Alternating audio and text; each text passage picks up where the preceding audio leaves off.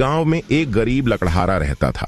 वह रोज जंगल में जाकर लकड़ी काटता और उन्हें बाजार में बेचकर अपनी आजीविका चलाता। वह ईमानदार और मेहनती था, लेकिन उसकी आमदनी बहुत कम थी। एक दिन लकड़हारा नदी के किनारे एक बड़े पेड़ को काट रहा था। कटाई करते समय उसकी कुल्हाड़ी हाथ से फिसलकर नदी में गिर गई। लकड़हारा परेशान हो गया, क्योंकि कुल्हाड़ी ही उसका जीवन यापन का साधन थी। वह बैठकर रोने लगा।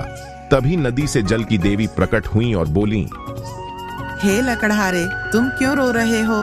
लकड़हारे ने विनम्रता से कहा, माता, मेरी कुल्हाड़ी नदी में गिर गई है, अब मैं काम नहीं कर पाऊंगा।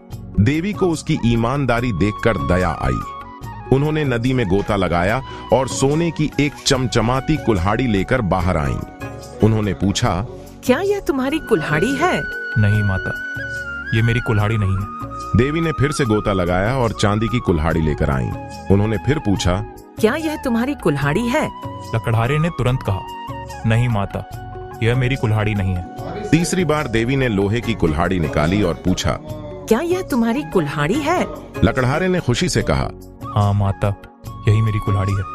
लकड़हारे की ईमानदारी से प्रसन्न होकर देवी ने उसे उसकी लोहे की कुल्हाड़ी के साथ साथ सोने और चांदी की कुल्हाड़ी भी भेंट कर दी। लकड़हारा खुशी खुशी घर लौटा और अपनी ईमानदारी की वजह से सुखी जीवन बिताने लगा। इस कहानी से हमें यह सीख मिलती है कि ईमानदारी सबसे बड़ा गुण है। ईमानदारी से न केवल दूसरों का विश्वास जीतते हैं, बल्कि भगवान भी हम पर कृपा करते हैं।